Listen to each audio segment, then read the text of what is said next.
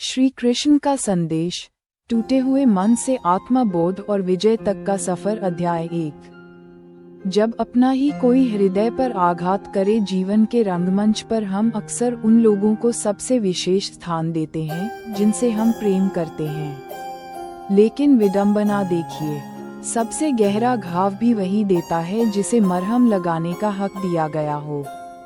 जब कोई अपना धोखा देता है या बेरुखी दिखाता है, तो केवल एक रिश्ता नहीं टूटता, बल्कि हमारे भीतर का वह विश्वास का पुल ढह जाता है जो हमें संसार से जोड़े रखता है। श्री कृष्ण कहते हैं, हे अर्जुन, संसार में कुछ भी स्थिर नहीं है।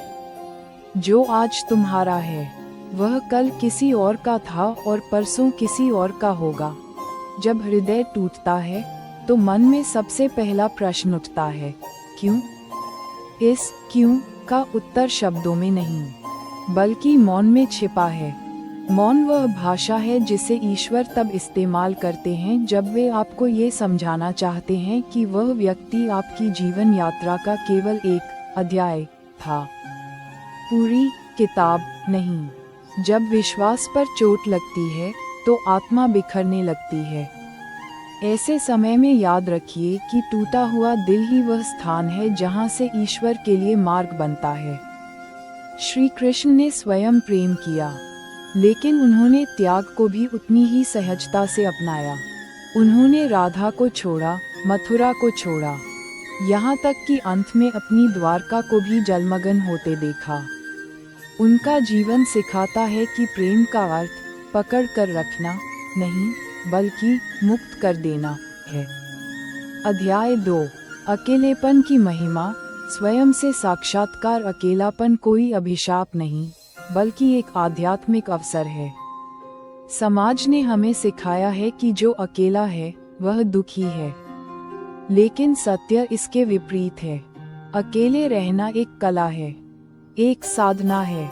जब आप अकेले होते हैं तो आप वास्तव में अपने सबसे सच्चे मित्र स्वयं से मिलते हैं। अकेले जीने की शक्ति। आत्म अवलोकन। भीड़ में हम दूसरों की आवाजें सुनते हैं, एकांत में हम अपनी आत्मा की पुकार सुनते हैं। रचनात्मकता। दुनिया के महानतम आविष्कार और विचार एकांत की कोख से ही जन्मे हैं। न्यूटन, बुद्ध और विवेकानंद ने अकेलेपन को अपनी शक्ति बनाया। भावनात्मक स्वतंत्रता। जब आपकी खुशी दूसरों की उपस्थिति पर निर्भर नहीं होती, तब आप सही मायनों में स्वतंत्र होते हैं। श्री कृष्ण कहते हैं, जो व्यक्ति स्वयं में ही आनंद खोज लेता है, उसे संसार की किसी वस्तु की कमी नहीं खलती। यदि आप अकेले रहना सीख लेते हैं, तो आपकी वैल्यू, मूल्य अपने आप बढ़ जाती है, क्योंकि दुनिया उन्हीं का सम्मान करती है जो अपनी शर्तों पर जीते हैं, न कि दूसरों के सहारे की भीख मांगते हैं। अध्याय 3। कर्म का सिद्धांत और संघर्ष की अनिवार्यता। अक्सर हम अपनी असफलताओं और दुखों के लिए भाग्य या दूसरों को दोष देते हैं, लेकिन गीता का सार कहता है कि हम अपने कर्मों के प्रतिबिंब हैं। जीवन एक युद्ध है, और इस युद्ध में हमारे शत्रु बाहर नहीं, बल्कि हमारे भीतर की अपेक्षाएं, मोह और आलस्य हैं। जब अर्जुन ने रणभूमि में अपने प्रियजनों को देखकर हाथ से गांडीव छोड़ दिया था, तब कृष्ण ने उसे यह नहीं कहा कि दुखी मत हो। उन्होंने कहा, उत्तिष्ठ, उठो और युद्ध करो। युद्ध केवल शस्त्रों से नहीं, बल्कि परिस्थितियों से भी होता है। संघर्ष के 3 मंत्र। धैर्य। जैसे एक बीज को वृक्ष बनने में समय लगता है, वैसे ही आपके प्रयासों को फल देने में समय लगेगा। साहस। हारने का डर ही आपको जीतने से रोकता है। बाज की तरह बनिए जो तूफान आने पर छिपता नहीं, बल्कि बादलों के ऊपर उड़कर तूफान को ही छोटा कर देता है।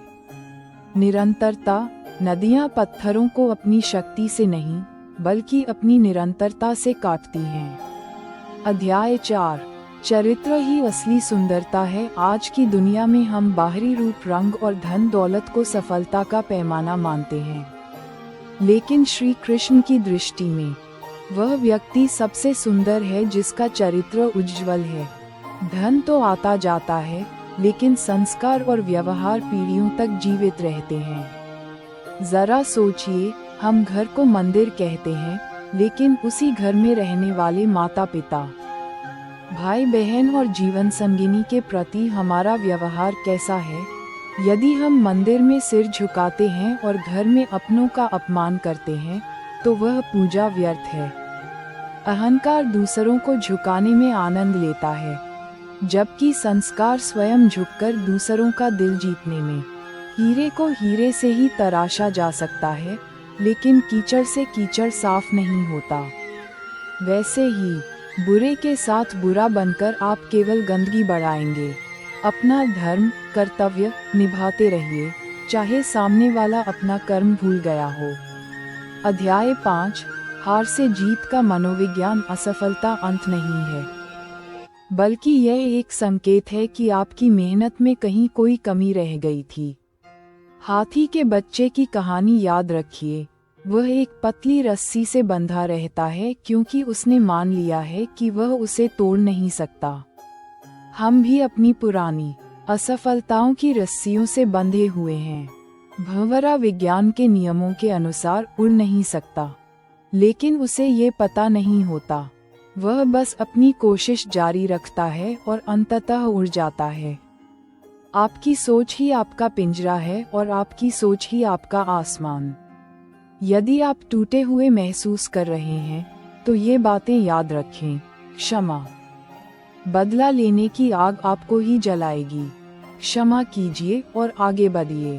क्षमा कमजोरों का नहीं, वीरों का आभूषण है। वर्तमान में जिएं, जो बीत गया उसे पकड़कर बैठने से भविष्य भी हाथ से निकल जाएगा। ईश्वर पर अटूट विश्वास। जब दुनिया के सारे दरवाजे बंद हो जाएं, तो समझिए कि ईश्वर आपको अपनी ओर बुला रहे हैं। अध्याय 6। निष्कर्ष। आपका कृष्ण आपके भीतर है। अंततः जीवन का सार यही है कि कोई भी व्यक्ति या वस्तु सदा आपकी नहीं रहेगी।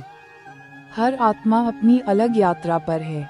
जब कोई रिश्ता टूटे, तो उसे एक अंत न मानकर एक नई शुरुआत मानिए। वह खालीपन जो किसी के जाने से पैदा हुआ है, उसे भक्ति, ज्ञान और आत्म प्रेम से भरें। श्री कृष्ण कहते हैं, मैं उस हृदय में निवास करता हूँ जो दुनिया से ठोकर खाकर मेरे पास आया है। रोना कमजोरी नहीं है, लेकिन रोकर हार मान लेना कायरता है। उठिए, अपने भीतर की बांसुरी की ध्वनि सुनिए जो आपको याद दिला रही है कि आप अनंत शक्ति के पुंज हैं। जब आप खुद को स्वीकार कर लेंगे, दुनिया आपको स्वीकार करने पर मजबूर हो जाएगी। जब आप अकेले चलना सीख लेंगे, तो कारवां अपने आप पीछे आ जाएगा। हमेशा याद रखें, तुम चलने का हौसला तो करो, दिशाएं बहुत हैं। कांटों की फिक्र मत करो, तुम्हारे साथ दुआएं बहुत हैं। जय श्री राधे कृष्ण।